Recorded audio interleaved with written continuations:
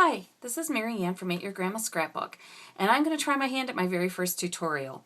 I'm going to do a tutorial on the box portion of my Haunted House mini album, which is just this portion here. I'm going to show you how to cut it out and measure it, and how to get the insert in there so you can see through it, etc. So this is what we're going to be working on, and it might take a couple videos, but I'm going to give it a try. So what you're going to need to start out with is a cereal box. Now I've already undone the bottom of this box. It obviously, you know, when you're done with your cereal, it's going to be closed up like this. Okay. So what you're going to do is just open up the bottom at first and let the box go flat. Now I made myself a template for how big I wanted the house, in case I wanted to do a couple more or do some different styles. But I'm going to show you how to do this and how I created the template, or how to do it without the template. So the first thing I did was measure across to find the center of the box. So this box happened to measure 7.5 inches wide. And so I just took my ruler, and I need to make myself some more room here. I just took my ruler and marked at the top and the bottom the middle of 7.5, which was 3 3/4. So I took my pen and went to 3 3/4 here, and came down to the bottom and did the same thing at 3 3/4.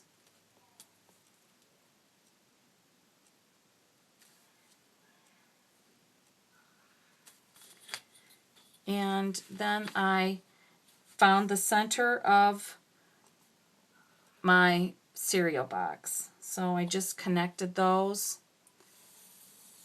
lines and found the center.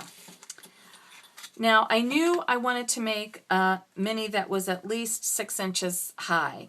So I knew I was going to have to go up and make the body of the house at least 6.5 inches tall. So I went up from the side and measured up 6.5 inches on each side, right on the crease here of your cereal box. So, and it can even be on the side, because you're going to keep it flat for right now. So it might help if I get the right end of the ruler. So you're going to measure up 6.5 inches. I like this ruler because it goes down to like the 32nd of an inch, but it's 18 inches long, and it can sometimes get a little bit in the way. So I measured up 6.5 inches here and made a mark. And I did the same thing on the other side and measured up 6.5 inches. And as my husband always says, measure twice, cut once. So I just go back and check that to make sure they're both 6.5 inches. Good. And see, I didn't go quite down at the bottom. I'm a little high on that one.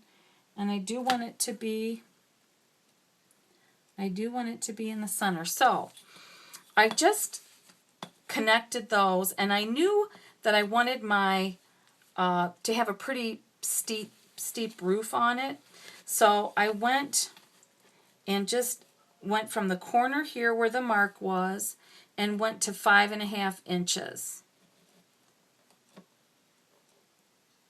And don't ask me how I came up with that measurement. It just looked good to me. So I just came down here at 5.5 inches and marked down this way, and came this way and made this measurement at 5.5 inches.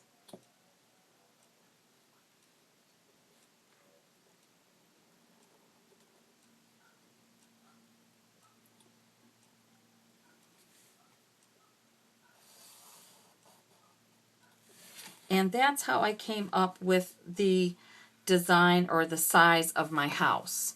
So this then is going to be 6.5 inches. These measure about 5.5 inches, give or take a eighth or a 16th.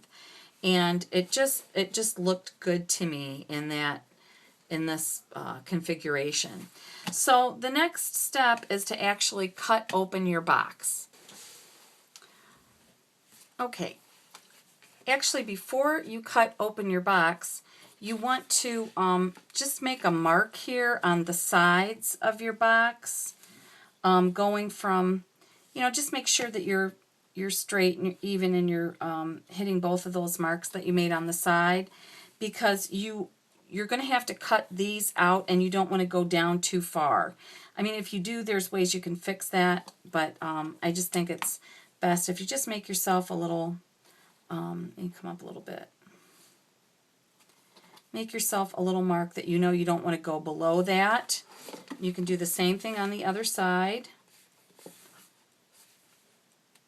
As you can tell, I've had this box flattening out for a while, and it kind of flattens out in one particular direction,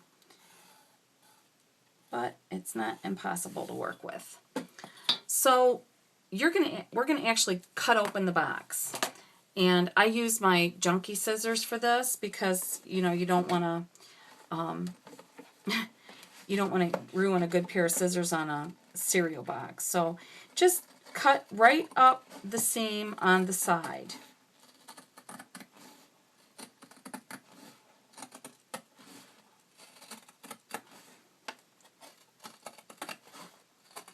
And it doesn't, perfection is not in my nature, so it doesn't have to be absolutely perfect because you're going to end up putting it back together anyways. So you just want to cut up the sides so then you have an open cereal box.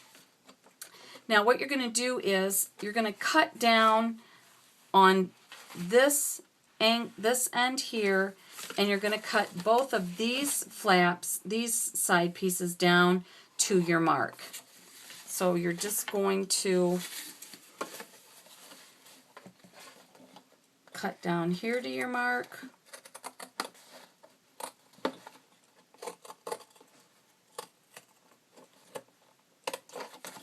And you're going to cut the other side of the box,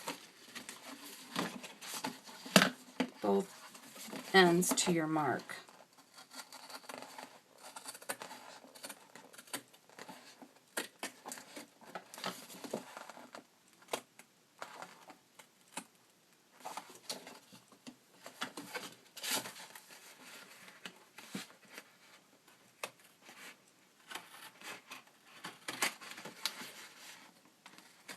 This is a little harder because this is actually where the box is glued together, so it makes it just a little trickier, but not impossible.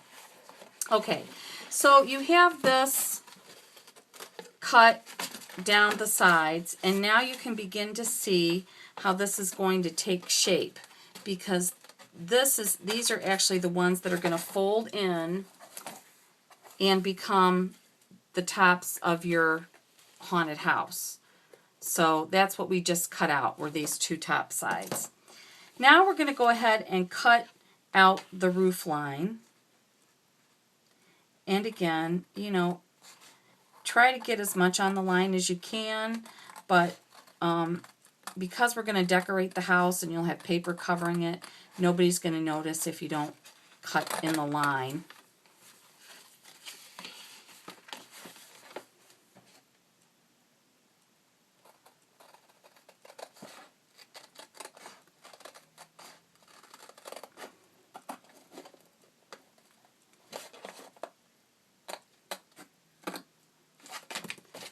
Okay, and I might need to get my little tinier, sharper scissors just to get in that one little spot right there.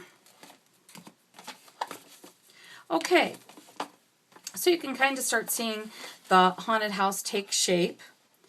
It goes this way, and then see these roof lines end up coming in like this. Now, if they're too short or too long, you can always extend the ends. Like if you bring this in together and it's not meeting, depending on the size of your cereal box, you can always just extend these with pieces, you know, tape on pieces of cardboard from what you've already cut out, you know, to extend these pieces if you need to, or you can cut pieces off. But you know, you might have to fiddle around with that just a little bit. Okay, so we've got the front cut and we've got the sides cut, and now we need the back. Now this is why I made the template, because it's a little difficult to get the back exactly, but you can just repeat the process that you did on the front, finding the center, finding, you know, the 6.5 inches up this way and the 5.5 this way. So I'm going to go ahead and stop the video, let you do that, and then we'll come back when we get this all done.